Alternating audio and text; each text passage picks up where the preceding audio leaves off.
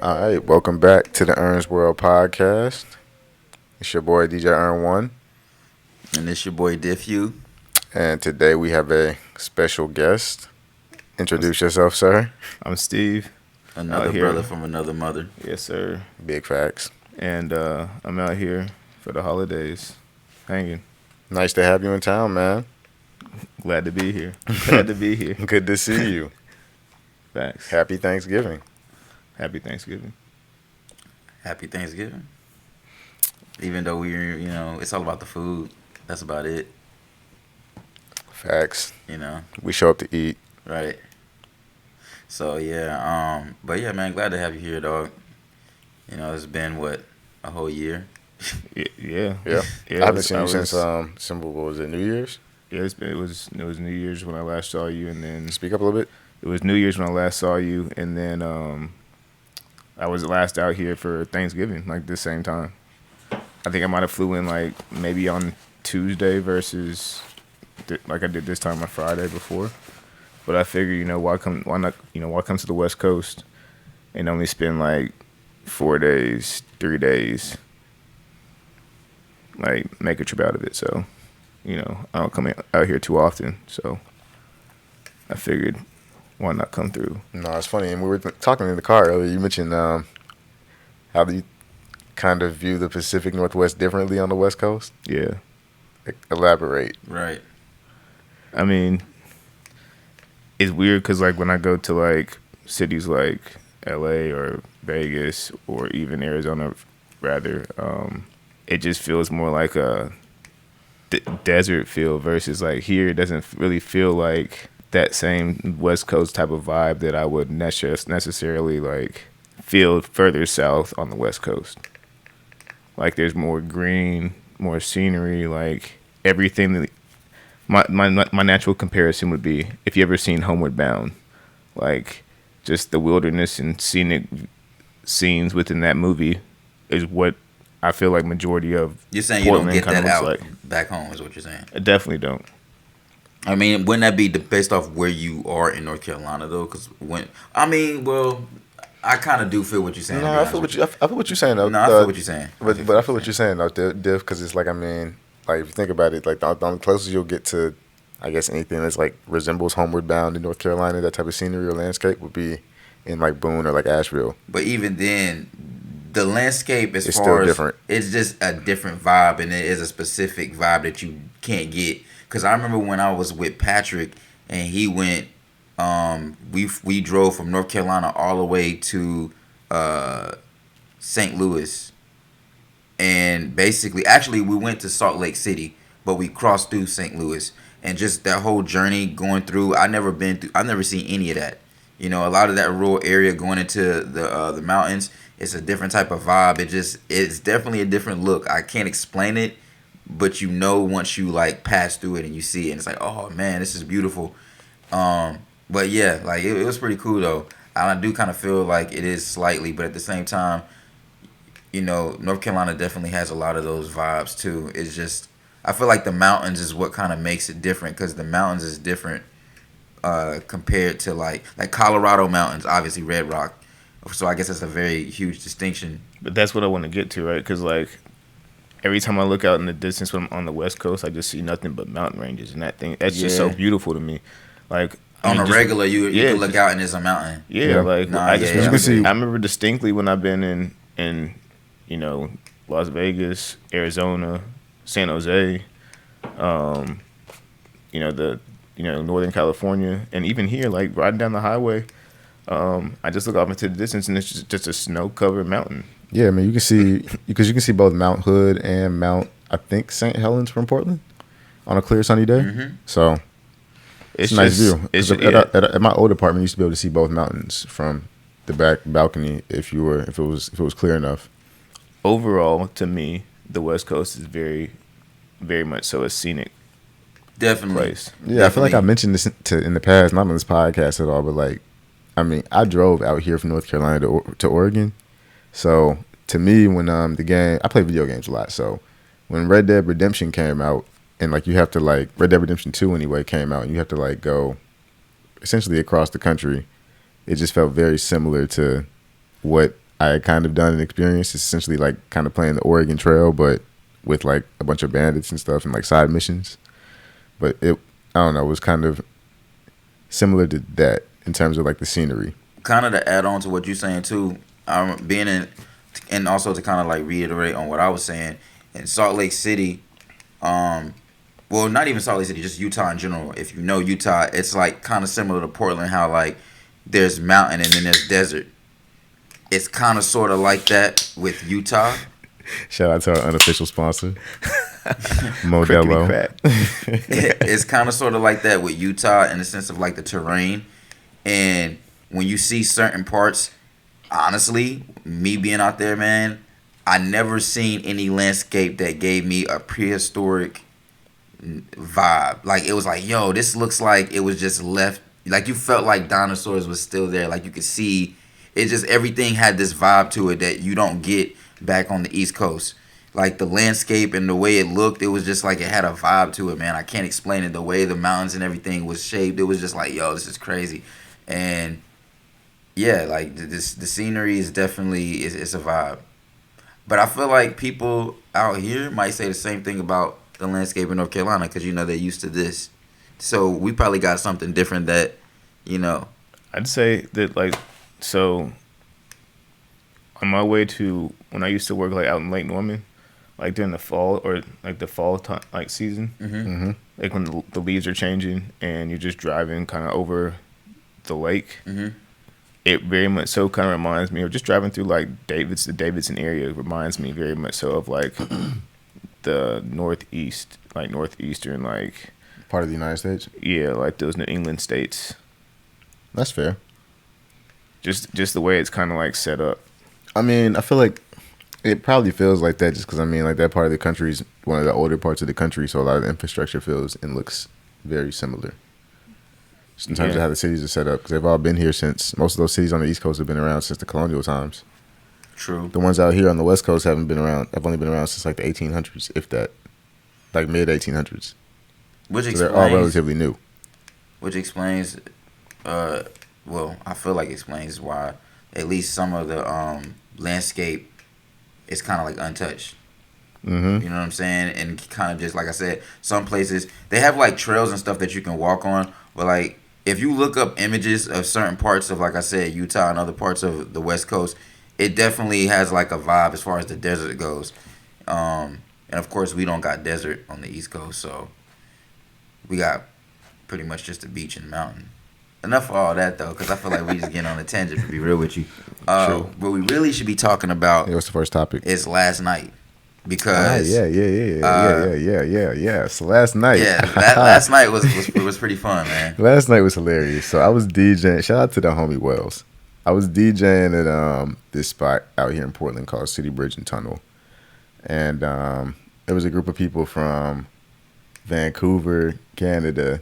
I was hoping they were going to say Vancouver, Washington, because that's like maybe like 20 minutes away, but they were in Vancouver, BC, which is more like 5 hours away. But anyway, they were out here for a performance. They ended up pulling up to the venue I was DJing at, and it was just hilarious watching them dance. Because like at first, and even Steve was saying, the same thing. He was like, he thought they were just messing with us at first. Like they were getting up. Matter of fact, I'll let you tell that part. Yeah. So we're all like throughout the night, we're kind of just like, you know, jugging around. I got the footage. Facts. Hold on. Is there audio with this shit? Nah. Damn. No audio with it, but nah, hey, you don't even need the audio. You don't. It was pretty crazy though. Let me know when you're ready. All right, so before I start, you know, for me, I'm always with Aaron as far as like the DJ shit goes. So I call him my co-pilot. I was just about to say, I'm like the pilot, the co-pilot, you know what I mean? So I'm seeing a lot of different perspectives. Not just from my perspective, but the floor and the audience, but also sometimes from where he's at as well. So it's cool to see, engage the movement and the vibes, and actually see like where people are gravitating to. And it's funny because like sound is up. And it's even funnier because like he's always here with me in the crib when I'm mixing stuff. So it's like he hears everything firsthand. So it's just kind of funny for both of us to see how people react to stuff that we think is dope publicly. Right. And then I've just always enjoyed all the music. So we just in there vibing, having a good time, right? And then this happens. Right. Like, I mean, this is just the start. And like they had gotten up a couple times and like kind of you could see they were kind of enjoying themselves. They at the table kind of, you know, bopping their heads to different songs. And then eventually they kind of just got up and started dancing freely. And look at you. Hey, I was a part of the vibe, man. Yeah, it was fun. I joking. At one point, they all got in a circle and started like passing around a lantern to start dancing. Oh, it's on there. It's on here? It's on there. Oh my god. Yeah, nah, this is hilarious. Hilarious. 100%. Y'all can come back whenever I'm DJing. Like, yeah, it was. To be honest, it was like dancing with your friends and family at. Yeah, this is the part I was talking about in the circle. I was like, yeah, I feel like I was DJing for a spiritual awakening at one point. I was like, yo, what is going on here? Oh, especially with her, the way she's moving right now. No, one old girl was freestyling, man. She was just doing whatever the vibe was, yo. I'm talking about this one right here in the short sleeve shirt. Oh, with leather pants on? Yeah. Look at this shit.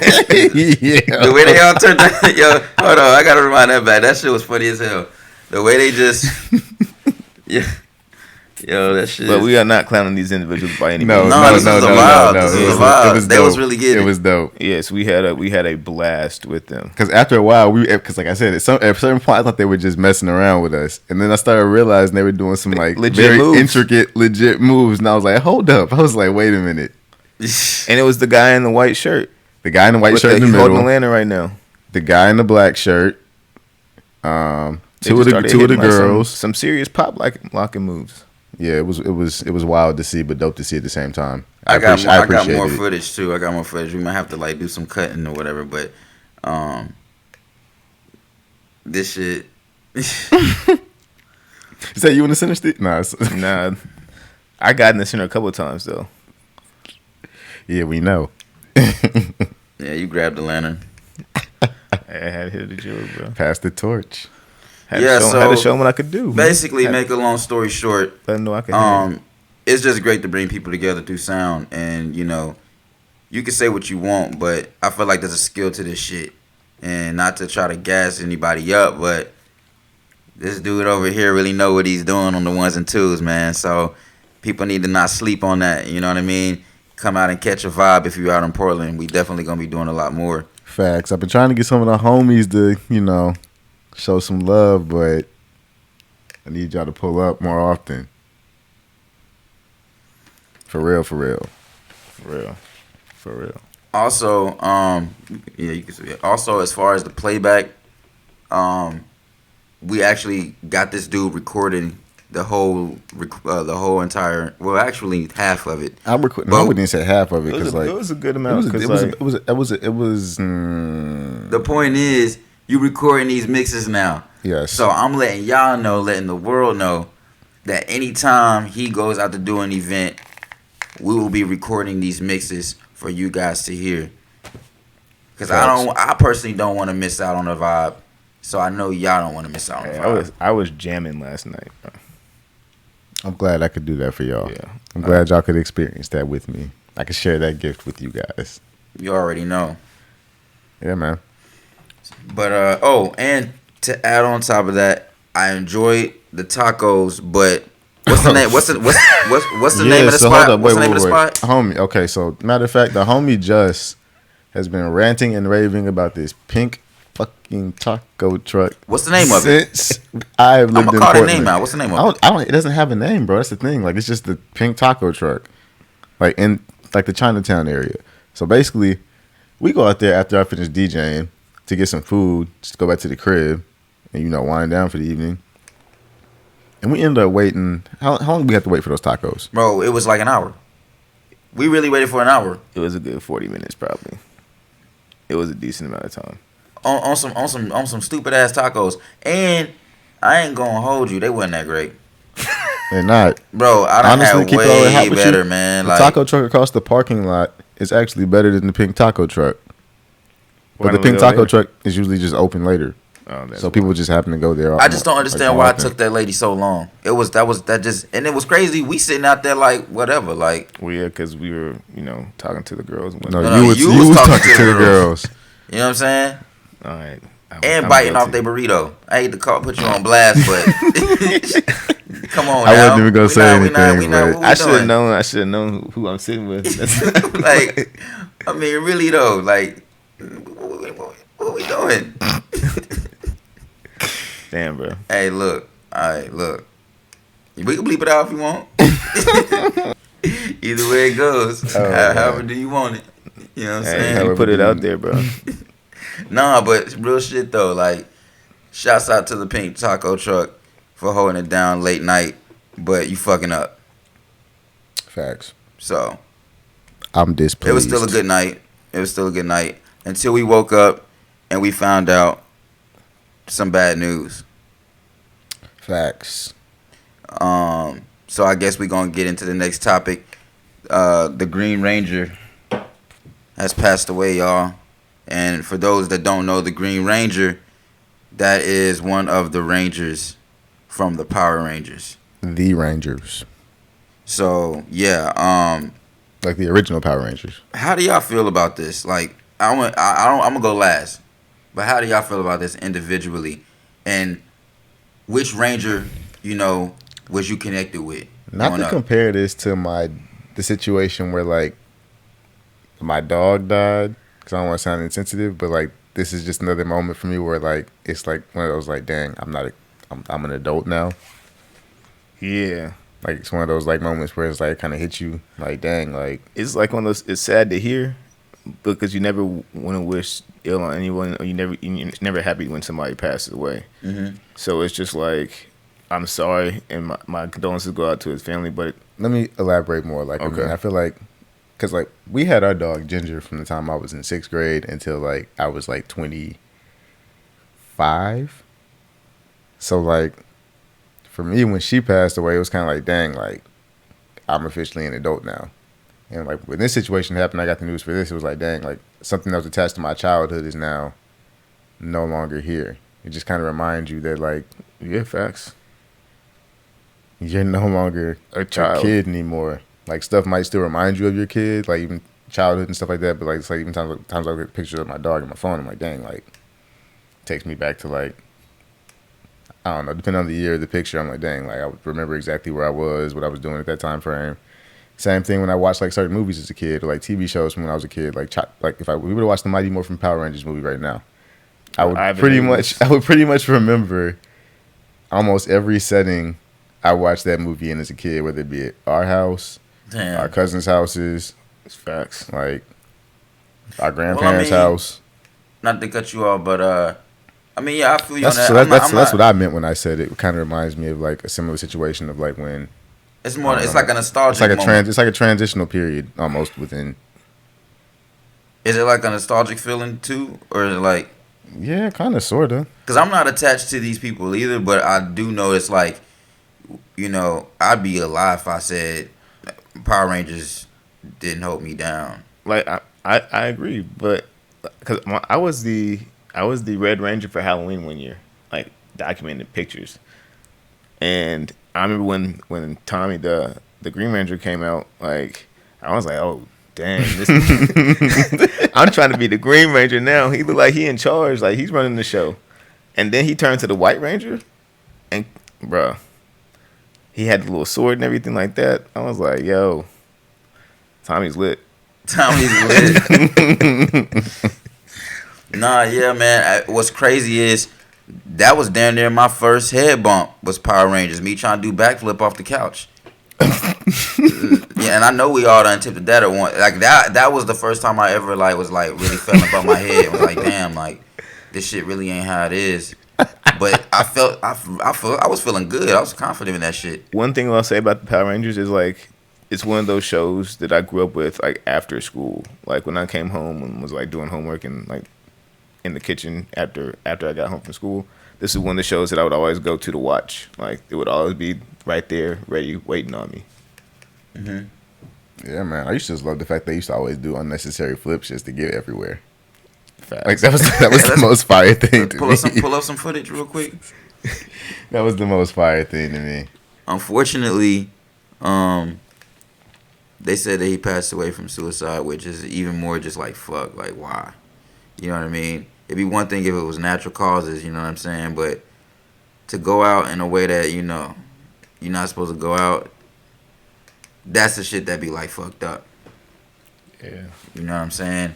I honestly didn't really have a favorite Power Ranger. I know that sounds weird, but I just like this shit. I can't say I did. See, this is before his time because it's the Red Ranger. Like, he's the only one that they show. Like, I mean, these just classic clips. We just, you know, I feel you. Roll some B-roll in the backgrounds. We talk about these Power Rangers. Nah, but yeah, man, this shit was just a vibe back then. And then they had all them knockoff spinoffs that tried to follow up behind them. You know what I'm saying? I don't even really remember none of them, but I kind of just remember the shows, but not the name. But rest in peace to dude, man. That's just, it's crazy. Technology done came a long way too, man. Oh yeah. Like, just looking at those suits also don't look as skin tight as they used to. That is very true. Your perception is. So they don't? No. Your perception as a kid is always the costumes so interesting. do not look all that great now that I'm a little older. We were so much younger. This shit look like straight plastic toys. Right. I mean, it was cool when we were kids, though, so I ain't even gonna knock it now. No, I ain't knocking it. It's just crazy just to see, like, you know what I'm saying? What we consider, you know, this was what we watched, and this was, you know, this was it. And what the kids watch nowadays, bro, like, completely different. But to be real with you, what's crazy, even though this shit look hella fake, I appreciate it. Some of this shit just looks better when it was this way. Because when you start doing CGI shit, you know it's CGI. Yeah. You know what I'm saying? Because, like, if you look at some of the old school movies from, like, even, like, Star Wars, for example. Like, there we go. There's Tommy. Or, I'll give you a better example, because some of that shit didn't age well. Alien. If you know the Alien movie, they used a lot of, like, sculptures and shit. And, like, a lot of shit was not real. Well, also, too, like, if you think about it, it's also easy to distinct, like, what's real and what's not. So you know that this is not real life, right? Like, you know that this is a fictional TV show versus, like, now, like, some of the graphics and things they use, like, it's hard to distinct, like, oh, this looks so real. Nah, facts. Like, 4K is a real thing. I don't like that 4K shit either, man. It takes away from, like, the vibe of shit. Like, that shit do not... like, if you watch a movie in 4K, it takes away the cinematic vibe and look of the whole movie. If you know what I'm saying. Yeah. You ever peep that? Sometimes just like, why? Yeah, sometimes it feels like you're, like, that immersed weird, in the man. environment, but, yeah, I don't know.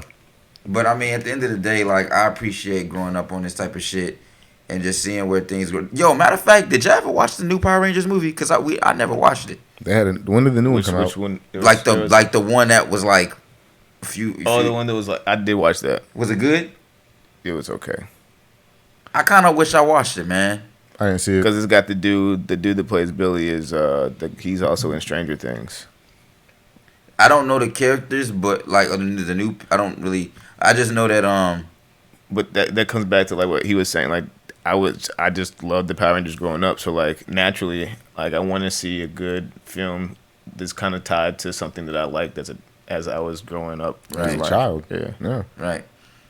Which is why it's like every time a movie like Toy Story comes out, it's like, always people that's like our age going to go see that movie. Heck yeah. Yo, that is a good point. Toy Story is actually one of them ones that like they did a really great job keeping everybody intact, but still also bringing new generations. Because a lot of motherfuckers that was watching that movie, like us, they got kids now. Yeah, definitely. You know what I'm saying? And now that they bring their kids to watch, you know, the first one, and then you bring them to that journey all the way to, you know, the current one, and it's new to you as it is to them, because they caught up on, you know, the classics. So, that is dope. That's fire. I fuck with that shit. Because, you know, a lot of things that we like as a kid don't normally age well. And it normally, like, gets played out or, like, they beat it over the head. Or, you know, they try to do too many sequels. Toy Story is, like, one of the only few. Give me another one that actually really, you know, is good and consistent. That never failed. Like, specifically from Pixar? Just in general. that held us down since we was kids, all the way till grown adults. There's no other one that I can think of. I really can't think of one. I mean, you got Star Wars. That's not really. Yeah.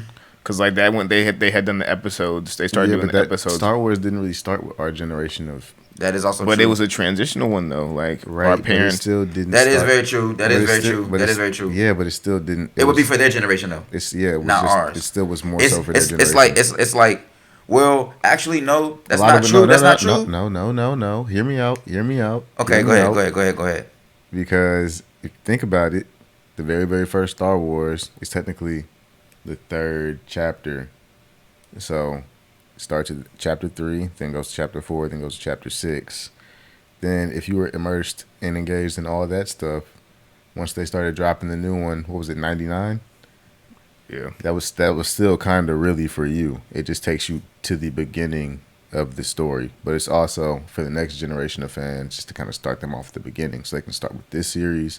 And then once they finish it, they can go back and watch the old ones and everything will make sense. I mean, isn't that the same? Yeah. It just makes it so everything comes full circle for both generations of fans. I feel that, actually. I feel that.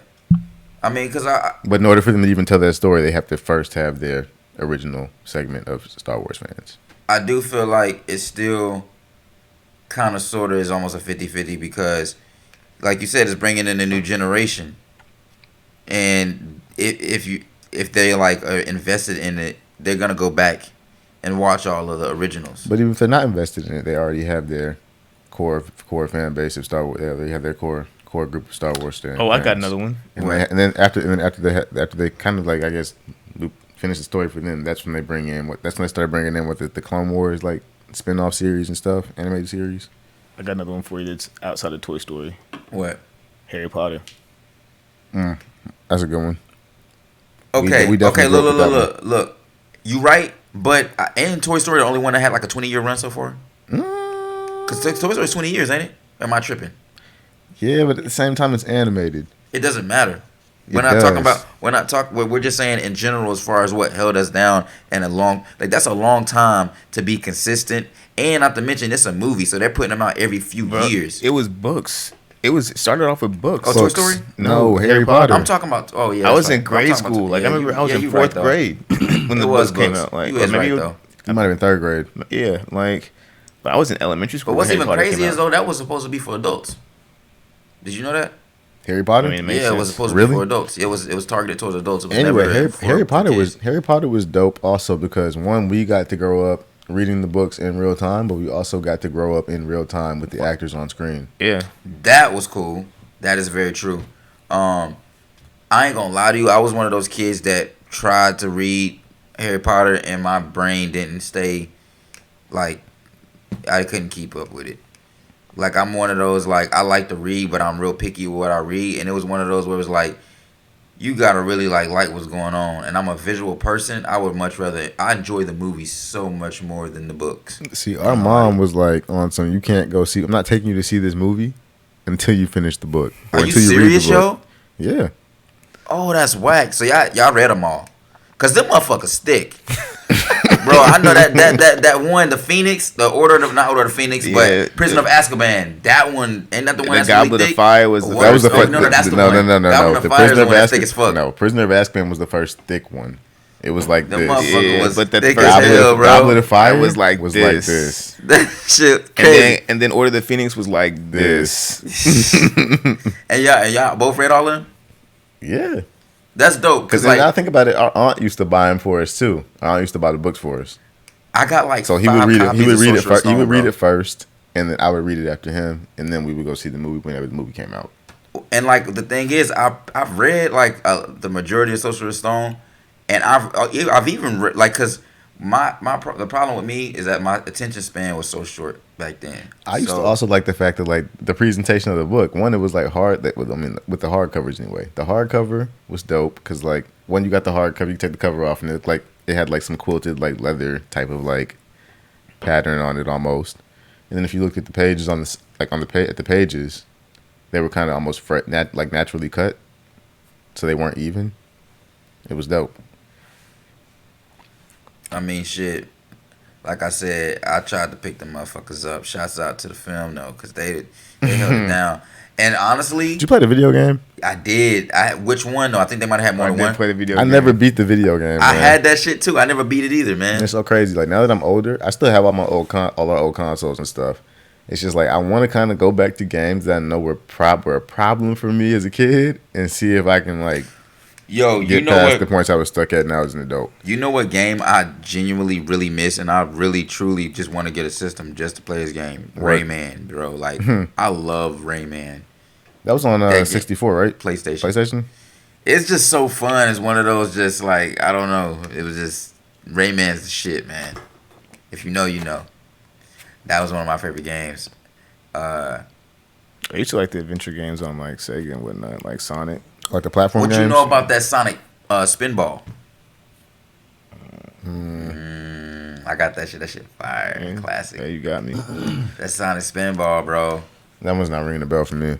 Bro, it's like you literally, it's like pinball with Sonic. I can't even, bro. Can you pull it? We're on YouTube. Pull it up real quick. Sonic Spinball. Matter of fact, since we got the YouTube, pull that shit up. Sonic Spinball basically is like pinball with Sonic, except it doesn't look like a traditional pinball machine. It's all on screen, and yeah, I don't really know how to explain it, but we gonna show you motherfuckers. Which one you want me to go to? It don't really matter. Just type in gameplay and just look it up, I guess. But yeah, I still got this shit, and it still works. It's on Sega Genesis? Yep, Sega Genesis. What's Game Gear gameplay? Game Gear is the portable one, right? man. Yep, Patrick used to have one of them shits. Oh, the big like The game, yeah, thick old like. Yep. Damn, yeah, you remember that? They were ahead of didn't it. Sean have one of those joints? I think so. They were ahead of their time, man. Yeah, I remember one of our cousins had that joint. Yo, if you really think about it, though, Sega really was ahead of its time. All right, here we go. This is it? This it? This one right here? Yeah, that's it. I mean, yeah, that's it. Because I don't, yeah. No, it's it. That's it. All right. Yeah. Find out. Yeah, that's it. Let me see if there's an ad pop up. It's not. We got volume? Shit, do we have volume? Yeah, there's. You got to turn up channel 7 and 8. I think that's gonna be loud. Don't turn it up that loud, but we'll turn it up, Sega. Wow, this is iconic. Nostalgic. So fire. Wow. Dang, even the sound. 1993. It's crazy because the Sega Genesis is down there. And the Oh, it's here too? The Sega Genesis still works. We had Sonic 1, Sonic 2, and then the Knuckles version. My Sega is actually out here, I think.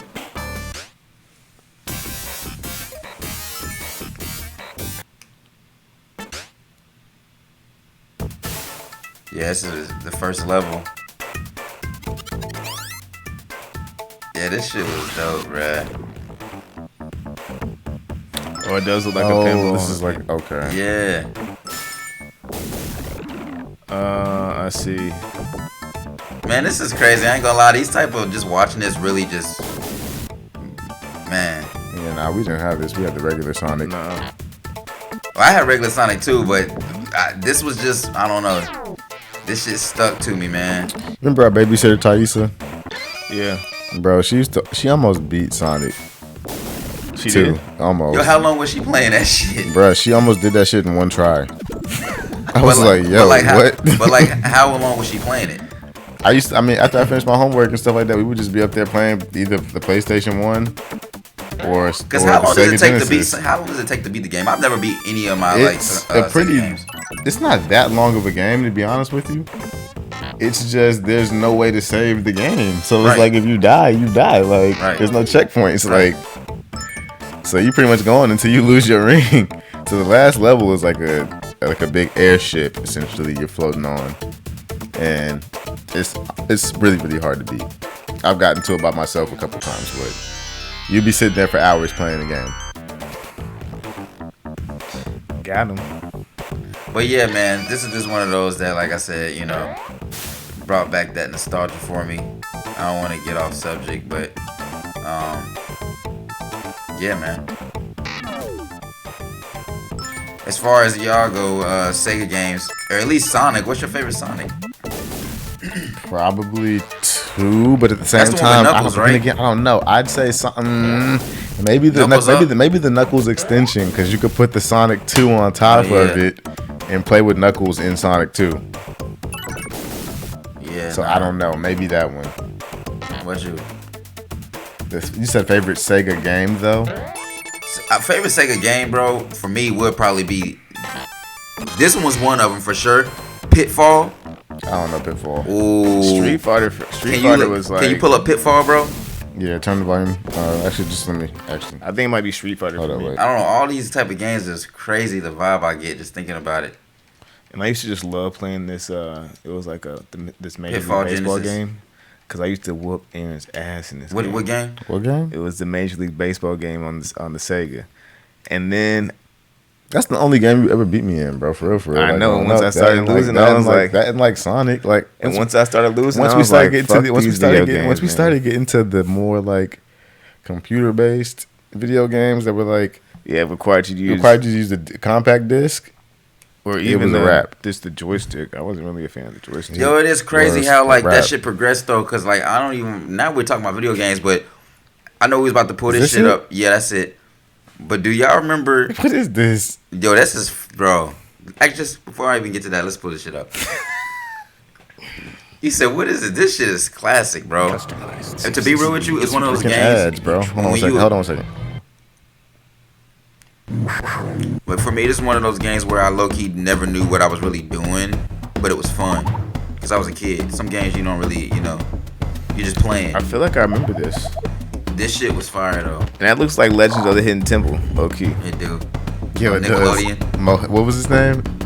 I don't remember his name. The temple statue? I don't know. I can't remember. Oh, man. I'm blank. I used to watch that show all the time.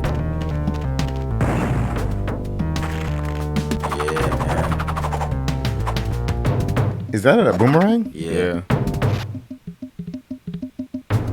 This is crazy. These are video games you set to play. As this is coming up right now, like I feel like I'm about to play this game. Like I feel like the only thing I'm missing is the controller. Right. It reminds me of the Jurassic Park game a little bit. The way that the menu is, kind of, sorta. Didn't we just watch this? Yeah, it's just replaying, I think. No. Oh no, we did see this part because it's talking about the difficulty now. You gonna play on hard? Oh, he nice.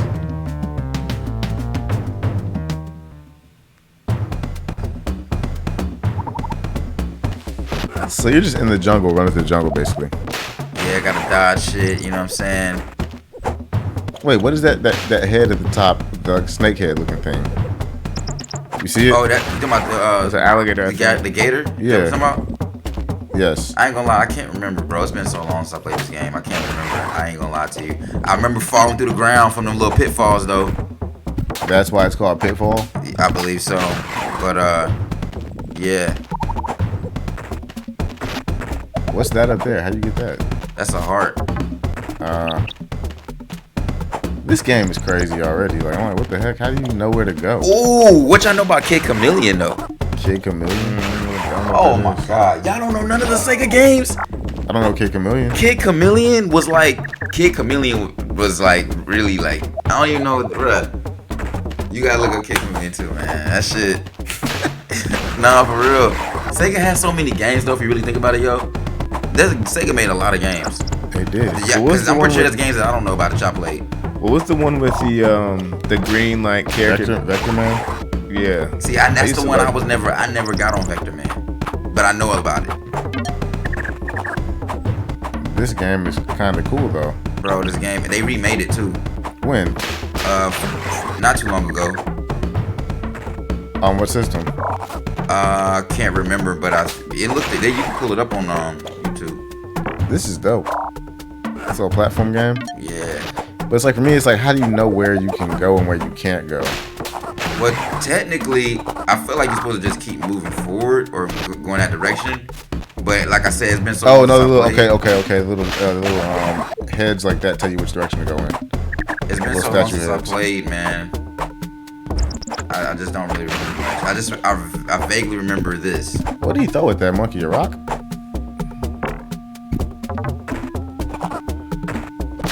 Why he got beef with the monkeys? I mean, they throwing shit at him. Oh, what is that?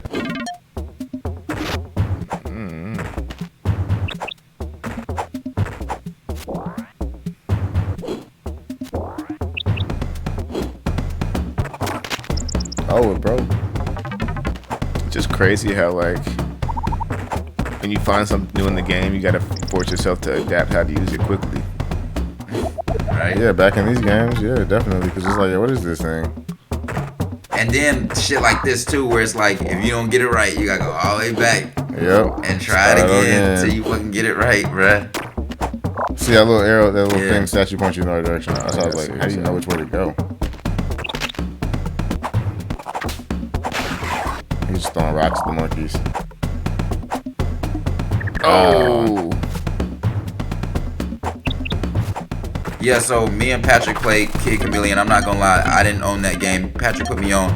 That was one of the illest games I've ever played on Sega. It was just unique. Like, you basically play as a kid that has multiple costumes. I don't remember the storyline, but the characters were so dope, the different costumes, and then like they had cheat codes on that game, so there was like these little things you could do to get to the end of the game, basically. You remember the game Paperboy? I do, but that wasn't a Sega though. Yeah, it was. Yeah, it was. Well, that was originally not the Sega though. They must have like the Paperboy is a Nintendo game, I believe. They had it on Sega. They might have put it on Sega. The only reason I remember is because an arcade game or something like that. That was one of the games that like we rented on a Friday night. It was either a Nintendo game or an arcade originally. I can't remember exactly. It might have been both. Might have made my Nintendo as an arcade game. I don't remember. Well, it might not have been Nintendo. Let me not lie. I don't want to get the wrong information. Whoa. But yeah, y'all get the gist. This is pretty much Pitfall. Definitely one of those unique Sega games. Yeah, it's cool though. Yeah, man. But anyway, I know we've already been getting on these random tangents. We might as well go ahead and move on to the next subject, though. Man, what's the first topic? Yeah, movie soundtracks, man. All right. Man. Yeah, this is something you've been talking about. This shit randomly came to me. Like, for some reason, it just hit me. And I don't know why, but I just started thinking about all the great movie soundtracks that exist, mainly in black films. You know what I'm saying? Because the majority of the movies that I picked are pretty much all black films. But like some of these soundtracks, man, had some joints on there and really held us down. So I wanted to actually go through and see what y'all think is like the best movie soundtrack. I mean, we got a lot of them, and I'm gonna say the list just so I can refresh y'all. So we're gonna start with the Bad Boys 2. We got Bad Boys 2. We got Life, Big Mama's House. We got Romeo Must Die, The Wash, Hardball, Belly, I Got the Hookup, Space Jam, Nutty Professor 2, The Clumps, and we got Friday CD soundtrack. I only did Friday 1, but you can go ahead and add all of the whichever one if it, you know. Now, if you don't remember these soundtracks that much, I'ma play you, or we gonna play. He gonna play. The motherfuckers, well, you got the controls, but basically, Ern gonna play the joints that, you know, y'all might not remember. But if you do remember, what are some of the soundtracks you think held it down? I mean, what was the first one? We got Bad Boys 2. What song specifically? They had Shake Your Tail Feather and Jay-Z La La La. Play the Jay-Z song. I know Shake Your Tail Feather. So basically, are we going off of how many songs was on this soundtrack, or are we going off just the joints that really, like, you know, was the ones? I mean, they had some joints that I honestly don't know. You said Shake Your Tail Feather? We had Shake Your Tail Feather, yeah. Like they had Show Me Your Soul, I feel like these were special cuts that they might have did for the film. That's by Nelly, right? No, that's Pharrell, Lenny Kravitz, and some other people. Like I said, I picked the main two that we know. This one? Oh no, this one. Here we go. P Diddy and Murphy. Yeah, this one. Bro, I'm not talking about Shake Your Tail Feather, but yeah, Shake Your Tail Feather. That's right. I didn't know what you was talking about. Okay, I do remember this. Of course you remember this. this. And Bad Boys too. This is like the main one. Yeah. Thanks, throwback. Right. I feel like we need to narrow this down and go ahead and just pick the top 5 because we got 10. We got a lot of movies that we got to narrow down. Okay, so this is Shake Your Tail Feather by P Diddy and Nelly. I don't know if I'm missing anybody on this, but Nelly and P Diddy for sure. Oh, Murphy Lee was on there too. Oh, you're right. Murphy Lee was on that track. Next too. movie, we got. Forgot about it. might be Murphy Lee. Yo, I'm not gonna lie. Next movie is Life, but we're not even gonna have to pull anything up because the only song on Life is Life by Casey and JoJo. Oh, it don't really hold enough weight. I just had to add it because it is the soundtrack. But it gets good when we go to. It gets good when we go to Big Mama's house. Big Mama's house. We got Lil Jon. Shout out to Charlotte. We got Lil Jon and Eastside Boys.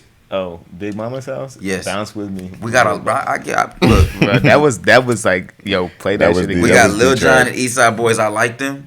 Hold on, wait. Which I feel like you need. I don't think you got that. It's crazy. I was listening to that soundtrack earlier this year, actually back in January when we were in not Alabama, but Arizona. What song did you say about Lil Jon? Lil Jon and Eastside Boys. I Like Them. DEM. I Like Them. It's the I Like Them Girls. With the yeah, I remember that song. Man. So yeah, we got that. We got That's What I'm Looking For with Missy Elliott. That's what I'm looking for. And you got this song. The other track too. Here we go. I don't know if there's gonna be ads, bro.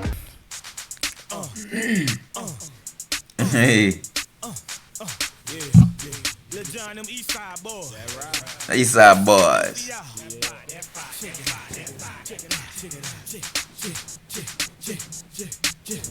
It's some goods in this house. It's some goods in this house. If you see them, point them out.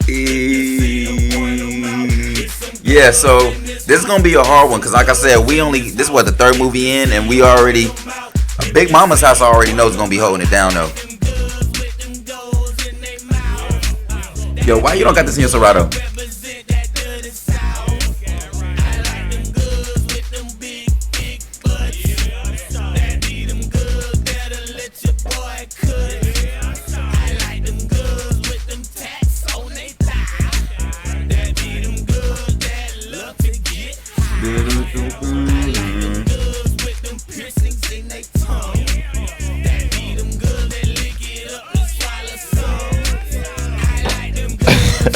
Alright, we done. Yeah. Alright. What was the next one of that one? That's what I'm looking for. Okay. I mean, to be real with you, it looks like so far Big Mama's house is already. Yeah, that was a good soundtrack. That was a good soundtrack, bro. Yeah, nah, facts. And then damn near that whole. Because you said you listened to that soundtrack, right? Yeah. Was it like a ride through, pretty much? I won't say the whole thing, but it was. It's that's not that's. Well, but I guess still came up. So we got that. Obviously, Bounce With Me by Bow Wow. Heat. Y'all don't remember that song? You run the scene back. If you don't remember Bounce that With song, Me, because it was the Escaping basketball Bow scene. Wow. It was the basketball scene. Yep. Martin Lawrence. Damn. You know what movie I just realized I might have to add on? What? Like Mike. Oh yeah, that was a good one too. Damn. I mean, what they got besides basketball? That's a little Bow Wow. It just don't know. Oh, that was on there too? Yep. Yeah. Mm-hmm. Take Your Home was on there? Yeah. Yep. Wow. I did not know that. I had that shit on DVD, bruh. Like, that was one of them ones for me too. I got that shit on Christmas. For Christmas, I'll never forget that shit. Yeah, what is that video? Which one? With the mask. That's a great question. Billy Bounce Dance Battle. Oh, that's the one he's doing it to the What's the? Are we still on for These 3? fucking ads again. Here we go. When your team He's still a kid connected to he's a kid connected to the history of hip hop because he was signed to Death Row, which was like the only kid to ever sign to Death Row. So, and that's Death Row, right? Am I right? I thought it was Def Jam. No, it was Death Row. Yeah, he was technically on Death Row. He was discovered with Death Row. Gotcha. Okay. Yeah. So yeah, that's just dope. Shout out to Bow Wow. So yeah, Big Mama's House. So far it seems like off our reaction and off gate they have the majority of the tracks that we was really fucking with. So next up we got Romeo Must Die. Oh, this is like DMX. Well, we got Aaliyah, DMX so let's also talk about this too, because this is actually a real thing. Like a lot of these super producers get to a point to where they was getting their movie checks. Timbaland and Jermaine Dupri was pretty much like damn near the main ones. Dre might have been too. Getting some movie checks. Diddy? Oh yeah, Diddy. But I'm talking about as far as like damn near doing whole soundtracks. Okay. Like Jermaine Dupri was getting deals with like whole soundtracks. That's why he had so many. He had Hardball. He had Big Mama's House. I don't know the other ones, but I know he had those two straight up. And then we got Timbaland did the fucking Romeo Must Die. Not all the shit Romeo Must Die though. So I guess I don't even count.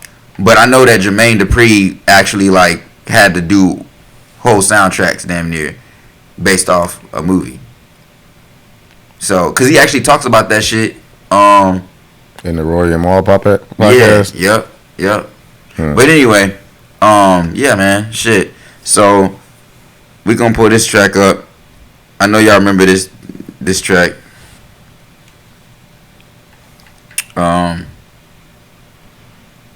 Try Again, obviously. No, by Aaliyah. Yeah. We got Try Again. We got Come Back in One Piece, which is my favorite. You know what I'm saying? That was a hard video too. The Try Again video. Of course. I remember when that came out on like TRL and Buffalo BET. Josh came up with that myself. I remember when that What's came your out on hashtag? TRL and BET. I don't remember that. I ain't gonna lie to you. Ghirardelli peppermint I feel like I vaguely squares. remember, but that was a Makes big the deal though holidays when a bite better. anything Aaliyah dropped. Man, It was a big deal when any music video came out back in the day by a major artist. Hard. This video was tough, man. Yeah. Like she has the diamond top on. Man, look at Timbaland. Full head of hair. Right. And you look young as shit. And she could dance too. Man, rest in peace, man.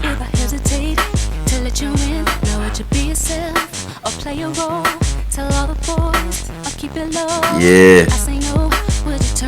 I still like Back in One Piece though. Honestly, that's both of these hit, but Back in One Piece for me. Oh, you saw they jumped over that water right there? Crazy. That's when they was doing $1 million fucking budgets on the video. Right. Like, how much did this set cost? That shit's so OD, bro. They had to add water. All the. It's all like, yo, like, y'all are jumping over water and dancing on platforms floating in the water.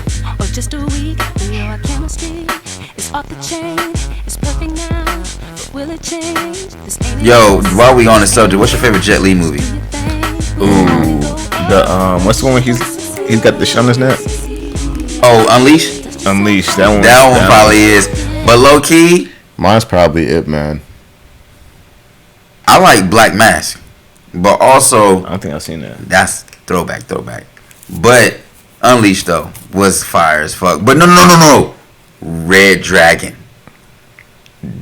That fight scene when they and then Mystical, they played Mystical, and we can't even fuck with him right now. But they played Mystical during that fight scene, that shake your ass, and they was fighting. That shit was hella hard, bro. I mean, you a fight scene while they playing shake your ass. It's just like, and we thought that shit was hard. Mystical was off the hook for a little bit. Yo. I downloaded his whole discography. I kind of want to watch that fight scene. I'm not gonna lie. I can't use not a single bit of it. For real. No, yeah, there's a lot of motherfuckers we really can't even. It's fucked up, bro. We really can't fuck with him no more. And we just, you know what I'm saying? Like, we just kind of like was like, all right, we good. We in the clear with him. Like, let's go ahead and throw him back in Serato. And then now we got to take him back out. It's fucked up. He's still in the Serato, but You ain't been playing him though. I haven't. But all of his shit is in the Serato. I feel you. Like literally, his whole discography. I took his shit out though. Last but not least, come back in one piece off this soundtrack. Romeo Must Die By Aaliyah. Yes, and DMX. Basically, how many more of these songs y'all want to do?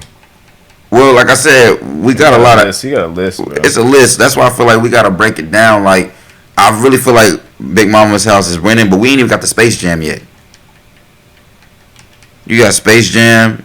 And we got the Clumps too.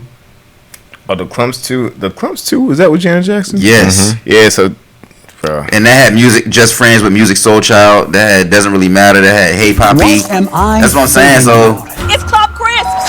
These ads, bro. So that was Romeo Must Die.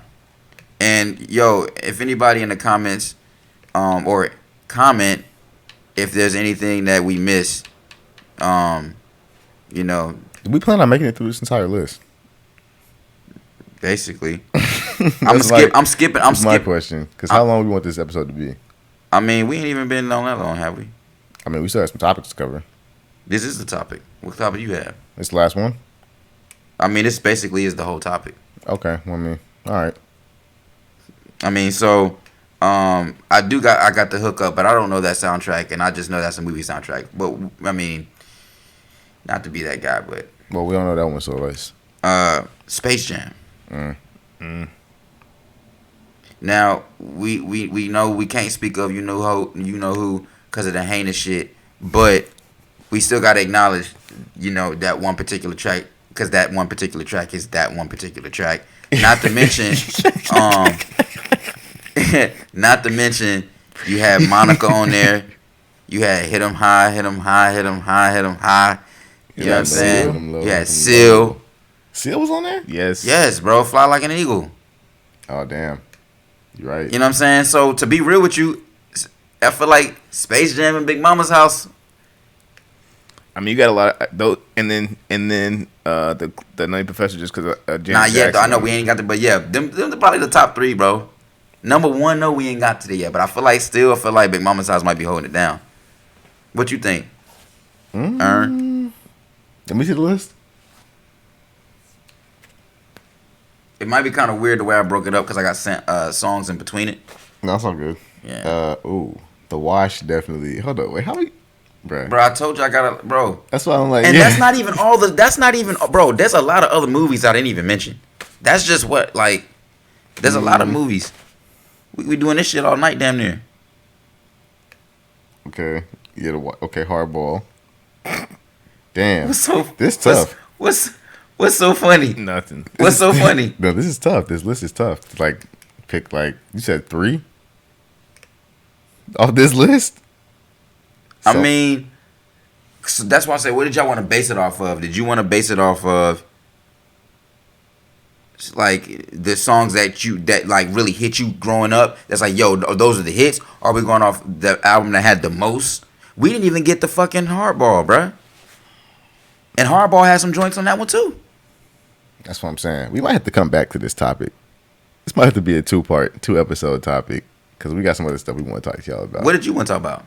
I mean, I'm just going based off the list down here as well. I mean, those is whatever, but yeah, I feel you. Yeah, I mean, we got some other stuff we want to talk to y'all about, so we might have to break this up into 2 episodes. Yeah, my bad. This was one of them ones though. But yeah, long story short. So what was the next one on there again? You said what now? The next topic on that list was Alex Strange? Nah, Cousin Skeeter. Cousin Skeeter. Okay. And this is just because, man, for some odd reason, I've been thinking about TV shows, movies, and shit, and it's just like, Cousin Skeeter, man. I forgot about it. It's one of those ones again, like if you remember, you remember it. If you don't, how did I remember? How did I forget? You know what I'm saying? Yeah, what's it? He actually came up in conversation last week. I was talking to a coworker, but he just happened to bring up the show Cousin Skeeter. And look at what's it? Megan's Is it good, 702 man. that does the song? Is it 702 that sings the intro? Or is it remember. Cleopatra? Man, this was when TV shows was good, bro.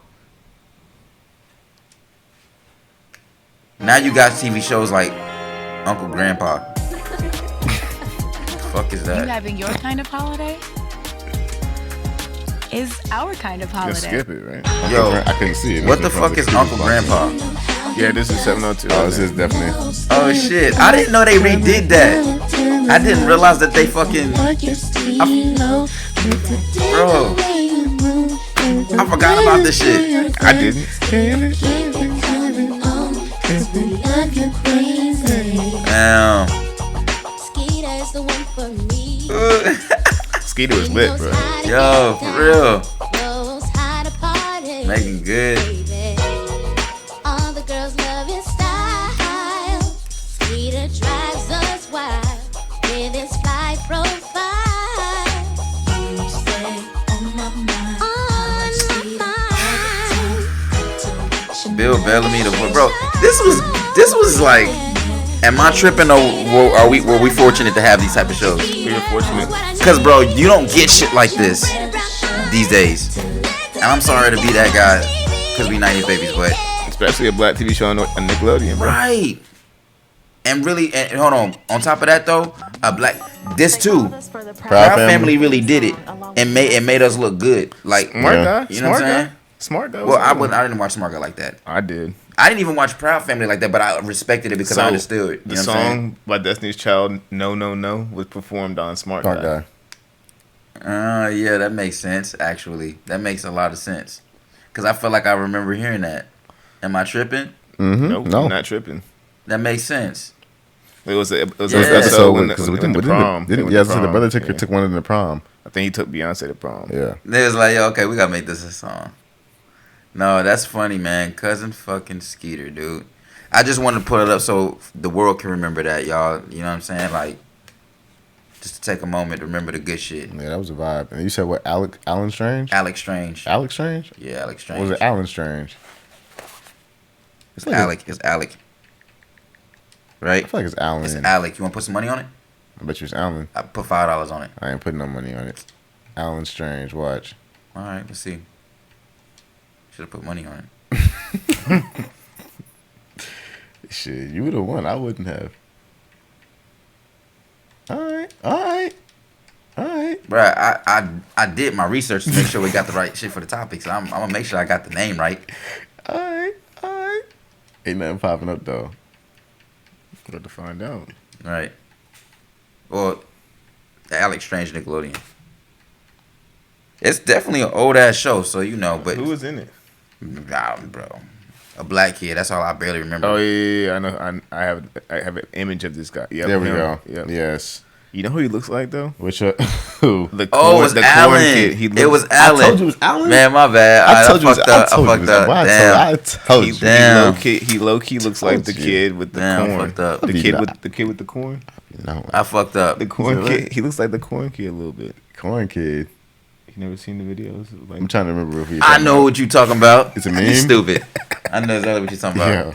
Alright, I'm looking it The up. core kid. Which one you want to watch? Do you remember the Secret World of Alex Mack? yes, because she turned into like the little liquid shit. Yeah, Yo, the Capri Sun. I remember She that turned into shit. Capri Sun. All right, let me. So like, what you? Because he was like an alien, right? Yeah, he was like an alien. Yeah, All right. So what do you like? Which one of these videos y'all want to tap into though? and this was like on Snick. So like Snick was like the Saturday night like little like a more like teen cartoon content. or There you TV go. shows. Yeah, just play that one, bro. All right. Let me wait to see if this ad's gonna pop up. Oh, there's not. Look at that.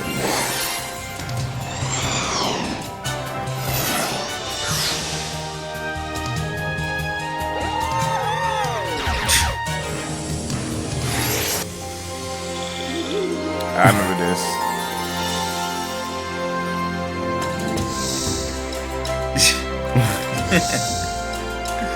Yo, what's crazy is I never actually liked this show, but it's just as older, now that I'm older, I'm like, oh, I remember this shit. I didn't watch this show though. I ain't gonna lie. I watched it. I just remember Burger King having the toys. You remember Burger King having the toys? I remember that scene specifically. Them sticking their heads in the little like. Dang, I was like, I'm the only person that's like, this is loud as heck. Yeah, it was loud. Yo, Burger King had the toys though. I remember that shit. Wow, this is such a throwback. What is this? I wonder what this. Oh, that text is kind of tough. I was fucking with Kablam too. That was that shit. I remember Kablam. Remember that too. That motherfucking Action League now. Oh my gosh. Oh, you know a show I used to Prometheus and Bob. Yes. You guys remember The Jersey? Yes. On Disney. So I don't like. I wasn't a Disney kid. I didn't watch Disney shows like we that. Watched Jersey both. was a dope concept though. We watched both Disney and Nick. This nigga fucking. Can't do that in 2022. Yo, what the Definitely not. Definitely not. Oh man. Before you eat it. He got a Tommy Hilfiger. He do got that on though. Here. Put that shit on. AB, what was the dance again? Put that shit on. I don't even know the dance, but yeah. Put that shit on. But no, so The Jersey, right? Speaking of AB, so The Jersey was basically a show where like this kid found his grandfather's like football jersey in the attic or something like that. But what the heck? And What is going on with his stomach? It was transport fuel. The jersey had like powers, right? So every time he put the jersey on, he turned into some an actual athlete, and like he be playing. Oh yeah, as because the athlete. wait. Their parents don't know he's in the crib, do they? You two clean this Nah. up. Yes, I was like, yo, he definitely can't be doing that in 2022. Outdoors. Anybody know where my compass is? The garage?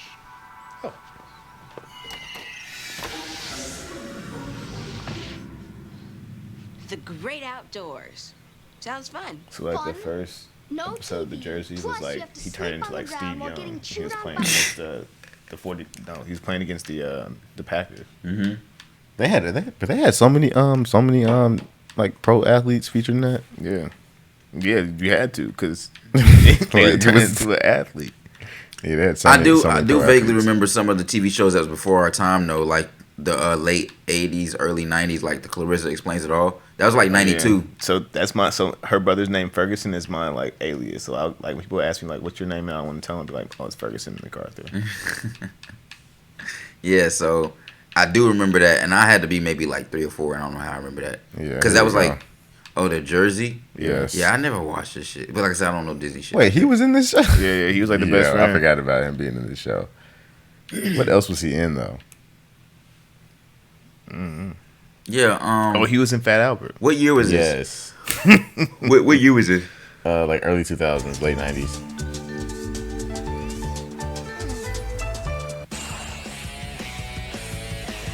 You'll never believe what happened when I put him in the My cousins was big into Disney shit. Watching The Sweet Life of Zack and Cody and shit. It's my turn. The jersey put me in the game, and I was a superstar. Oh, so they be sharing the jersey. Yeah, they all have Yeah, like it's- experiences with okay. the jersey. So it's his grandpa's jersey, right? It's magic. His grandpa was like a big sports fan. So, long story short, he puts his grandpa's like old jersey on from like high school, college, or whatever, wherever it's from, and he like it like transports them into the body of like top tier athletes, and they just be blowing the performance because they're in like this their episode. body. But they don't ever question like why you wearing that jersey. They put it on at home. They put it on accident, and that's how they figured out how it worked. No, I'm saying though, but they wearing that jersey in every situation. Yes. And then, but there's sometimes the jersey actually like has a mind of its own kind of, and like sometimes it'll just jump on them, and like that part. But I'm saying though, I know it's just a TV show. I gotta be that guy. So you mean to tell me nobody be like, yo, why are you wearing a jersey that don't got nothing to do with the team? I don't think so. I think the first time he wore it publicly, he might have got questioned for it. But then that's when he tried to take it off, and the jersey was like, "Nah, bro, put me back on." Jersey was like, "Nah, bro." Yeah, that's his granddad talking to him. It's okay, man. I think he wore it publicly. I can't confirm he wore it publicly, but I know he put it on, and he tried to take it off, and the jersey was like not going for him taking it off. I think it's his granddad's like spirit tied to the jersey though. That was a crack about how slow I am. Elliot, you're paranoid. But because this one I think starts off at track, I think he turns into like a track Quit athlete. worrying. There's always someone smarter. Like I think it might someone be Michael faster, Johnson. And someone who's Well, you want to bigger fast forward to than see what he turns into? Yeah. Yep. Okay, so let's see. Wait a minute, so he turns into an athlete? Yes. Why not? Like, so he's not even the same person. Jersey jump when it No, the jersey. I just told you. Bro, So the he jersey- turned into. Just watch. Just Watch the shit. Just watch. Well, let me try it alone then. Never know. Maybe it'll take me. Oh yeah, and sometimes they can take each other if they hold on to like they Remember? hold hands. Family only. Well, I'm practically one of the family.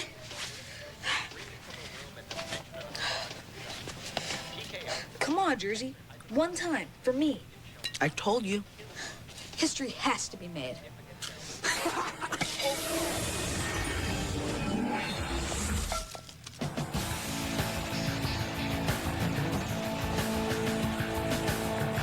Why was there? Wait, so he a basketball black going- man now? Yo. Yo, that's what y'all telling me? What the fuck? Yo, cause this is what I'm getting, bruh. I'm please just let me know what's going on. Wait a minute. So time out. Wait a minute. So he thought he was a black person when he was running? That was like he turned and he's supposed to be Michael Johnson right now. Look, so think of it this But when way. he crossed the line, he turned back into himself. No, he didn't. Think of it this way. We see him as him. Other people see him as Michael Johnson. I don't know, man. So we know it's him, right? But when other people that don't know he's Transition inside Michael Johnson's body, they see him as Michael Johnson. They're just trying to figure out, yo, why are you not as fast as you're supposed to be? Or why something off. Yeah, I was kids. Y'all ain't know no better. No, it's not even, bro. What? It makes sense. Like, it makes sense. Think of it as like in Space Jam, where like the Monstar is still the talent, right? Instead of stealing the talent, somebody else is in their body. It's like was it Body Snatchers? That ain't the same though. Yeah, that's different. That's bro. different. That's different. Maybe Body it's not like Snatchers, Body once you got Snatchers. the Body Snatchers is different. Space Jam is very similar. Okay. Very similar concept. But All like right. Body Snatchers is definitely not. So what happened to Body Snatchers? They were cloning people. Like Might be. I'm faster than you, and I'm way faster than you. I'm Michael Johnson, and you are Yo, what the fuck?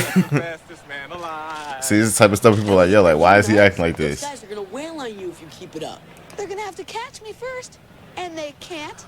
Wait, so they always learn some type of lesson too. so wait, he don't got no race going on. He's just in somebody. He's just Yes, experiencing. he's in somebody else's body. Oh, okay. That make a little more sense. Cause I thought it was just like he gotta go race, so he gonna be a black dude for that day, and then when he get done, he gonna be back to himself again. We said that from the jump, though. It's like you put the jersey on, it puts you in somebody else's body. Okay. And you become them. Okay. So he basically going on an adventure. What would you do that? Basically. Okay. So he jumped. So the jersey didn't work for him because he's not a part of the family, right? Or not close enough to the family for the jersey to work for it. I hope So you have a rational explanation for this. because he touched him, he became Michael Johnson, and he became Michael Johnson's coach. And now they just getting teleported back into the crib. Nick, I was just calling you. Please don't leave your food lying Time around out. She ain't see them. Like They weren't there. They weren't there when she walked into the room, and then they But actually bruh, there. she just bruh. I know this is a TV show, but some of this, Look. bro. But She if you was, think about it, parents are oblivious like that. bro. Anyway, A orb fucking appeared behind her, and they She fucking. don't see or hear that. They just magically in the room. it's a show. Help him. It's fiction. You thinking too far. You think overthinking it. Bye, Mom. It's a kid's show. And You it's fiction. overthinking it. They be playing y'all kids. They be knowing y'all. They be yeah. But yeah, that was the show, The Jersey. Nah, I mean, It was a dope concept. it is a dope concept. It's just it might not have aged the best. Well, yeah, that's why it's not on TV anymore. Speaking of some things that still stay on TV, how y'all feel about SpongeBob? I rock with it. I mean, it's been around since It's one of my favorite TV shows. Been around since last century. You don't fuck with SpongeBob? It was alright. I would catch it from here and there, but like It's one of those things I could watch and I could like. Yeah, it was like mindless TV for me. Like, I mean, it ain't got no point. Right. So I could have it on in the background and be fine with it. Right. Like I would never like not watch it if it was on, but I would never like seek it out. Yeah. I know one cartoon I can kind of like that, but I could also tune in and just watch it. I could watch Tom and Jerry all day. Them shit be like just. I could do that. The whole cat and mouse thing, for some odd reason, it never fails. The cat, mouse, and the dog that occasionally shows up. My favorite episode is when they went to space. Do y'all remember that? I remember that one. I love that episode. I used to love the Roadrunner and Wile E. Coyote. Like that was like when that and Speedy Gonzalez when those came on, I was like, yo, I'm locked in. It was racist as hell though. That's the only thing. Man, Ern picked up on that shit. I was like, that shit's kind of fucked up. It was hella racist. Looney Tunes was hella racist. Yeah, I mean, all that stuff came out in like the 60s and 70s. What was old dude? We was me, you, and Carl used to crack up about. What was the rooster? What's his name? Foghorn. I said now. Foghorn. I said now. Foghorn Leghorn. Bro, that was one of the most iconic characters, bro. I see. I said now. Yeah, man. His stuttering and repeating himself and stuff like that. Yo, can you pull him up real quick? Just so I got to, yeah, just because that was a cool ass character, bro. Whoever came up with that was genius, and just the voice and like. You gotta delete the. And my thing is, it's very unique for a cartoon character name. It's very just what? Foghorn Leghorn. Oh man, it's probably gonna be an ad that pop up with this. Oh no, do not. Oh yeah, I remember the fox. The fox was always trying to steal from the farm. He was essentially Wile E. Coyote, but in fox form.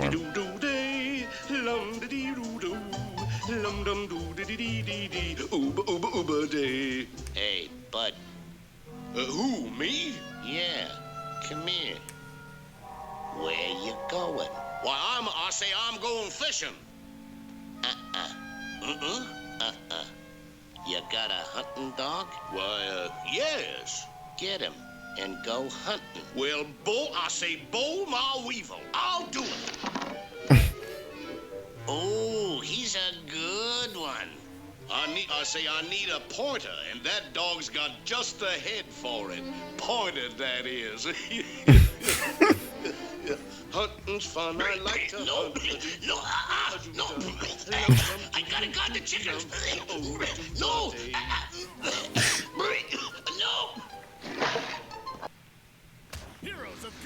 Surprised he didn't get up and yoke him up. They take this off my neck.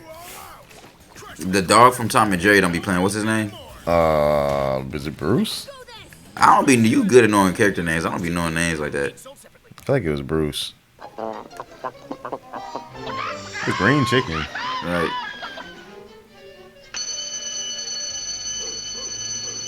Oh, he a snitch. The little rooster snitch.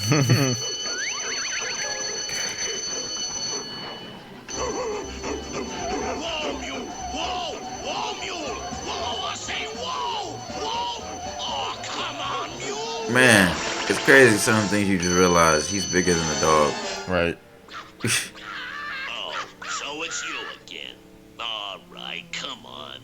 This kid sure That's the is Kellogg's thirsty. bird.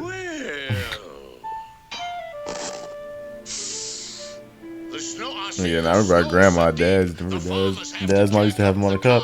Yeah, she had a bunch of Looney Tunes characters on cups. Oh, she liked Looney Tunes? Mm-hmm. There is but one course for me to follow. Almighty the bum! Yeah, now I know this has nothing to do with this cartoon, but did y'all fuck with Angry Beavers? Yeah. I did. What about Cat Dog? Cat Dog, not so much. It was one of those, I didn't like it, but I'll watch it. But I was like, I don't really want to watch it, but it's like, I'll watch it. Cat Dog was cool. It wasn't my favorite, though, but it was cool. You know what show, and y'all gonna hate me for this, because it's weird. One show that I honestly did not watch, but everybody loved, Rocket Power. Oh, I love Rocket Power. I didn't like that shit. I love that show. I didn't like Rocket Power. And you would think that I would love that because I'm a skateboarder. Well, I liked it because I snowboard and skateboard. Like, so it was just tied to all the stuff that I wanted to do growing up. Like, I really wanted to be in action sports, but like having black parents, it was just very limited to like getting to. Now that's a pod topic. Having black parents trying to do action sports. You already know how that go. Good luck. But they'll take you to the motherfucking court real quick. What's you talking about like a basketball court? Yeah, I basketball court. My dad. So I will say this: I have to give my dad credit because he bought me the skateboard when I was 6.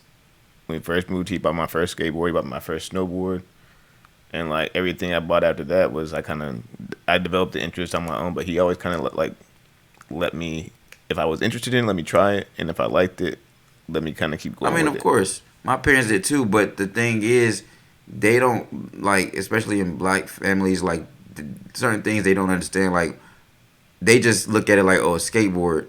They don't know what skateboarding has become, and then like as far as like being a street skater, my parents didn't know what the fuck. They not about to go take me outside to go skate in the street. Like I lived across the street from a farm, y'all know that. So it's like the only time I got to go street skate is when I was with my white friends, because they parents would actually go drive to Charlotte and like basically take them around the city and let them skate and would watch them and shit. My parents weren't about to go do that shit. So it's like basically my skate career wasn't gonna go nowhere, because I mean I can't really practice and get to where I want. I can't be the skater the best skater, because you can't practice nowhere. You know what I'm saying? Like Concord ain't really no real place for a skateboarder. There's not a really whole lot. You know what I'm saying? So you really got to go to Charlotte to really kind of get somewhere in the city to skate. And my parents wasn't doing that shit. So I mean, the first skate park I went to in North Carolina was in Harrisburg. Indoor. Yeah, it was indoor. That's vert. I'm talking about street skating. It's different when you're a street skater. And even then, vert, like my parents still, like my mom took me to the skate park sometimes, but that costs money. As a street skater, the luxury of just go street skating and go anywhere and everywhere you want. My parents were strict, so they weren't gonna let me be by myself. It was just a lot of variables. But when I was with my white friends, shit, their parents go take them, go do shit. We might get dropped off. We might go street skate in the city, and they come pick us back up. Parents weren't doing that shit. That's what I was saying. That one time we had that conversation with Ish about the whole snowboarding thing. I was like, yeah, like, bro, ain't no black parents taking their kids to the mountain every weekend to go snowboarding. That is dead. It wasn't every weekend. It was definitely a one-time thing, like once or twice a year. Yeah. And that's it. Unfortunately. And I still never been snowboarding. I'm going in February. You going in February? Where? I'm going to Lake Tahoe. Bro, I actually want to go to Lake Tahoe. That's actually one of the places I really want to go there in the summer, because I've seen pictures, and the pictures really be getting me. Yeah. Like I really just want to go chill by that water and smoke a blunt or joint. I don't smoke blunts, but you know what I'm saying. The next topic was ain't really nothing else, man. Oh, that last video you wanted to watch. FerroFluid. Yes. FerroFluid. I don't know what this is. We're about to learn some new shit, y'all. Today we're learning FerroFluid. I saw some shit on Instagram. It caught my eye, and I was like, you know what? This will be good for the pod. Let's learn something. Shit. Have you ever seen FerroFluid? You know, that awesomely cool-looking black sludgy stuff that makes fantastic geometric shapes? If you've ever seen a video of FerroFluid in action, you may wonder if it's alive or from outer space. Kind of like a real-life version of the Venom symbiote, you know, from the Spider-Man universe. Spider-Man universe? Well, sadly, FerroFluid isn't alive or from outer space, but it was made for outer space. So what exactly is it? All right, let's science. It does look cool, though. Now tell me, look at how he just explained. FerroFluid is a colloidal I mean, it's still a boring liquid, subject. This shit is not boring. This shit boring. But one is insoluble in the other. Think of the milk in your fridge. You know how sometimes the creamy part separates from the liquid? You shake it back up to mix it together, but the fatty, creamy part doesn't technically dissolve when you do that. Well, that it milk turns is bad. microscopic. Right. Like, nah, fam, we not shaking that up. It's called the carrier fluid. We just In this throwing it case, away. The rest of the milk. In FerroFluid, however, the tiny suspended particles are nanomagnets.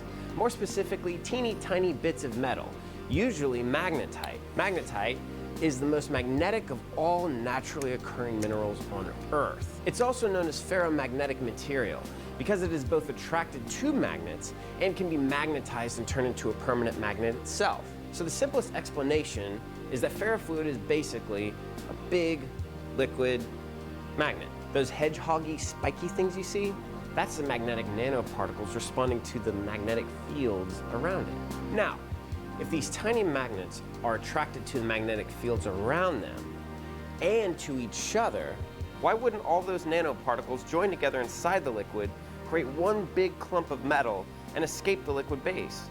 Typically, when you dissolve something in a solution, you get one atom or molecule of the dissolved substance surrounded by the solvent. This bitch 11 another minutes. somewhere else, Right. another somewhere else, and another It's still somewhere a else. boring You get the subject. picture. They're all in there, but only one at a time. No two are joined together. So when you have even This shit crazy, though. soluble It atoms looks together cool, but inside a like- solution, those 10 atoms or molecules would sink to the bottom of the solution and just sit there. But we're dealing with a colloidal liquid here, so that's not going to happen. What we need is some sort of shell or barrier around each of these nanoparticles. I like how you just repeated that in the mic. One another, sort of like a bumper car. Like you about to spell it out. Bubble. Does something like that even exist? Yes. Colloidal. Can you repeat that word for me again? What we're describing What's the definition? in chemistry as a surfactant. A surfactant is a compound that reduces surface tension when dissolved in water or water-based solutions. That's a lot of fancy talk. Let's apply that concept to our day-to-day lives. To do this, I ain't gonna lie. Even though he's saying a whole lot of nothing, this shit is way more interesting than that last dude. Hydrophilic means water loving. Yeah, he's drawing me in. Hydrophobic means water fearing, or more easily said, he's engaging. All surfactants have two things Other in dude common. just One end talking of like the an old man who surfactant think he know what he talking about. is hydrophobic, and the other end of the molecule is hydrophilic. He probably still knew what he was talking about. He just wasn't engaging. Examples of a surfactant He didn't know how to like draw me in and make me somewhat curious. Have But you like, ever wondered why we as opposed to this guy, he seems more like welcoming me to the information, well, like if you walking me haven't, towards that's it. too bad, because I have wondered that, so we're gonna cover it right now. So, we've established that soap is a surfactant with a hydrophobic end and a hydrophilic end. When soap is dissolved in water, like when you wash your hands, the soap molecules form spheres around the oil and dirt particles. The hydrophobic tails turn inward, surrounding the oil and dirt particles, while the hydrophilic end points toward the water. Once the oil and dirt particles are trapped in this enclosed sphere, called a micelle, the soap rinses right off. Without getting the oil and anything on our skin to grab a hold of, just slips off. Whereas I teach you this in science class. Water and no soap, Hydrophobic and hydrophilic. oil wouldn't separate from where it was stuck. So back to our milk example. Oil is hydrophobic. I mean, that's that why makes oil yeah, and water don't mix. I just terminology I don't But be. you can see a clump Hydrophilic. splits into curds and Soap whey. is hydrophilic. Little Miss Muffet. Or That's how you water know and soap curds mix. and whey. You'll have a clear solution on top. The clumps are milk fat coming out of the solution. But why? Wasn't milk a colloidal liquid? We already covered that, Bradley. Yes, you're right. But because the citric acid in the lemon juice has disturbed the outside of the colloid in such a way that the milk fat aggregates and falls out of the solution. Taking this concept back to FerroFluids, what keeps our FerroFluid solution a colloidal one is the surfactant around the metal nanoparticles. Okay, using a lot of words, bro. The overall species can become magnetized without a magnetic field. Species here. Yeah, I don't think the audience is gonna be able to catch. With the surfactant, it ends up being about 10 to 15% of the total solution. This shit do look cool though. 100 million% satisfaction guaranteed. It's crazy how it's symmetrical. Satisfaction like all it stays day. like. So 85 to well, I don't want to say symmetrical, but is the kind of has like geometric. Yeah, exactly. 10% is the That's what I meant to say. surfactant surrounding the magnetic nanoparticles. Only 5% of FerroFluid is magnetic at all. And at this point, it shouldn't be any surprise. That's to know just that weird. The surfactant in FerroFluid isn't that much different than the chemical and household detergent So that's this was used to man-made. remove stains. When FerroFluid is exposed to a magnet, Yes, it's supposed to be used in magnetic space. particles inside the fluid will line up and emulate the shape of that magnetic field around them. We see that shape because of the fluid they are encased in. FerroFluid has just the right amount of viscosity for how strong the magnetic elements are. Viscosity meaning how thick a liquid is. Think of honey. Honey is still a liquid, but it's a very viscous liquid. That viscosity of the base liquid makes sure it can hold on tight to those tiny magnetic particles. And when they made this FerroFluid, it was made to be just viscous enough to take the shape of the magnetic fields. Any EDM fans in the house? Doesn't that look exactly like Deadmau5? But not too watery to allow itself to fall apart or allow the magnetite to escape. Wait, what did you do? Add water to it and it fell apart? So it's like they're trying to get out of that looks liquid, cool. but they just can't seem to break it and get sucked right back in. Between the viscous nature of the oil and the surfactant, those magnetic particles. Bro, that's crazy how the liquid, when he drops the liquid, it like moves at an angle to it because it's magnetic. Powerful magnetic field applied, which is why you see those spiky, hedgehoggy patterns emerge from the FerroFluid. They're showing us the shape of the magnetic field the FerroFluid is exposed to. All of those itsy bitsy magnets suspended together create the overall shape of the magnetic field. But if a magnetic field isn't introduced to them over a long period of time, could those particles encased in the surfactants eventually sort themselves out and sink or sift to the bottom? No. Generally speaking, particles in colloidal liquids are about the same size, between 10 and 100 nanometers wide. To give you some frame of reference, the thickness of a human hair is around 100,000 nanometers. So these particles in ferrofluid are small. An atom is usually 1/10 of a nanometer across. So 10 nanometers would be 100 atoms across. And 100 nanometers would be 1,000 atoms across. Those are all Adam Sandlers? Sandlers? 1,000 Adam Sandlers. Yeah. Very, very Yeah. tiny, but referenceable. So when we're talking about nanoparticles this small, especially in relation to colloidal liquids, we're now dealing with quantum physics. In ferrofluid, And that's where you the lost magnetic me. particles Right. naturally disperse somewhat equally on their own. This is due to a phenomenon known as Brownian motion, which states that nanoparticles don't When I abide take a shit, that's by the same Brownian physical motion. laws we know to be true, Yeah. like falling down, bumping into my desk, spilling my drink, stubbing my toe. I'm pretty clumsy. Instead, because of their mass, I appreciate the bro motion of the teaching us liquid they're something, you know what I'm saying? suspended is I just enough wanted the force to visuals. keep them from settling to the bottom of the liquid. Dr. Robert Brown, an English shit. botanist, discovered the Why you polymer so grains serious with that suspended in sound? liquid didn't move the way he thought they He's the should. one. In fact, it was much more erratic. It didn't seem to make any sense. This irregular motion is now named after him. So while it may seem like the nanoparticles are moving chaotically and on their own, they are in fact simply interacting with all the other particles in the base liquid on a quantum level, just not all at once, and not with the same force. Okay, so anyone can buy this amazing stuff to drip it down the threading of a screw, or Oh, you can hold a just buy magnet it. above it and watch it go wild. And that's great. It teases our concepts of how liquids react to their environment. But how was ferrofluid discovered?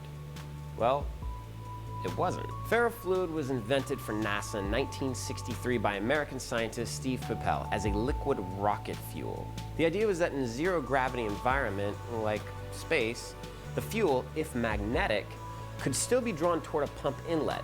That didn't work out as well as expected. Turns out, ferrofluid contained contaminants we actually wouldn't want in high-performance rocket engines. So engineers were able to get the same desired results later using aerosol propellants and elastic sump tanks. But that's not to say ferrofluid doesn't have its own modern practical applications. Well, other than looking cool and dripping all over stuff and playing with magnets. Now, really, truly, and honestly, What happens if ferrofluid you is swallow so it? futuristic it has Probably more die. Not potential necessarily. future applications We than made it of does minerals. present ones, primarily in the biomedical. Nah, for real. Applications such as shuttling medication inside the human body to a specific location using magnetic fields, and utilizing it as a contrast agent in MRI scans. MRI meaning magnetic. So they do put it in your body. You probably they already knew don't. that, but if not, Am I they tripping? can do all He sorts just of said they'd awesome use it stuff for today. Some MRIs. engineers That's what I'm saying. MRI doesn't go inside your body. No, but they use it to like show so you can they can pick up the screening of the body on the MRI Right. because of magnetic. Okay. Yeah,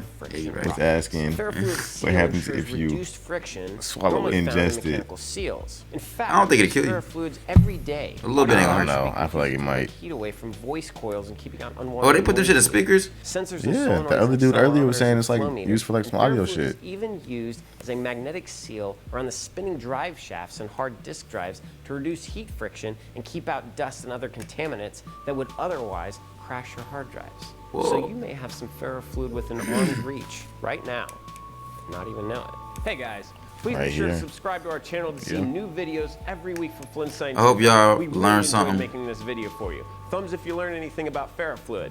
And comment below telling me what you'd like to learn about next. All right, see you next week. Yeah, we won't see you next week, but we're gonna hop into the Jam Sesh. Damn, we still got a jam sesh. We do. Still got a jam. We got a Jam Sesh. We got a Jam Sesh. Got a jam sesh. Got a jam sesh. Who's first? All right, this first song is called Kayo with the Yayo Flow, and it's by Cardo. Bitch, what you think I hustle for? What you think? Niggas know money come and go. Stack mine, that's all I know. No matter what, I get mine, know my soul. I start my day off, got straight to that paper. Crib so big, I ain't even got no neighbors. Yo, bitch can't do, yeah, I had to slay her. Fat ass, big tits, say she from Decatur. It's that player really shit. Fuck with no bitches that with Kenzo. Used to have the bucket, now I'm inside of a Benzo. With the gang, yeah, bitch, you don't need no info. Low riding with the chopper, lift you like a 6'4". At the slap shop, in the drop like I'm Rick Rock. Iced out, lights out, blind. Love some good player music. Niggas flip flop, switch more blocks than hopscotch. Paper cuts on each finger, cause the paper non-stop for real. Everybody can't relate, cause everybody don't keep it P. Bitch, what you think I hustle for? Player. Ayy, niggas know money come and go. Whoa, whoa. Stack mine, that's all I know. Ayy, no had a matter long what, conversation with I young keep homies about people not keeping it P. I always keep that money on my mind. Demonstrate on anybody hating on my grind. Can't stop smoking, see my friends in the sky. Can't say I'm fly, you a hating. You don't keep it P, keep a thumper, ain't no room for you around me. Niggas swear they my friends, really my foes. And that's facts. Donuts in the rows, you can see a ghost. Fuck all my followers, so just let's make a toast. Boy, all haters as we boy privately. Count 100,000 proudly, how I feel. You would do the same if you earned a few meal. I explained it, got your bitch, I ain't all on the kid. Yeah. Bitch, what you think I hustle for? What you think? What you think? What you think? Niggas know money come and go. Whoa, whoa. Stack mine, that's all I know. Ayy, no matter what, I get mine, know my soul. Shout out to Cardo. He's actually one of my favorite hip hop producers. Well, thank you, Cardo. That was it. Appreciate y'all coming through, per usual. Don't forget to like, comment, subscribe, and most importantly, share with your friends. And also, click through the links we have in the description. Have a good one. Deuces.